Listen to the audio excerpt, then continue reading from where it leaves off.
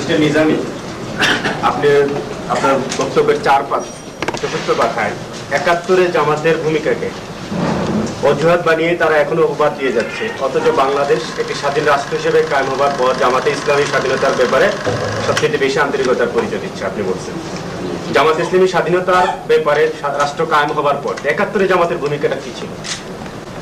এবার তো আমরা বলেছি একাধিকবার আমাদের সে সময়ে রাজনৈতিক অবস্থানটা ভিন্ন ছিল, এটা সকলের জানা। কিন্তু আমরা বাংলাদেশের বাস্তবতা মেনে নিয়ে এখানে বাংলাদেশের স্বাধীনতা সার্বভৌমত্বের হেফাজতের জন্য আন্তরিকভাবে প্রচেষ্টা চালাচ্ছি। এই দেশকে একটি আধুনিক কল্যাণ রাষ্ট্রে পরিণত করার জন্য আমরা চেষ্টা করে যাচ্ছি।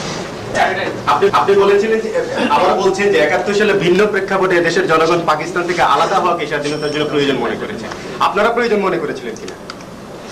আমাদের অবস্থান তো ভিন্ন ছিল, সকলে জানে, কিন্তু জনগণ যেটা মনে করেছে, যেটা বাস্তব, সেটাকে আমরা মেনে নিয়েছি।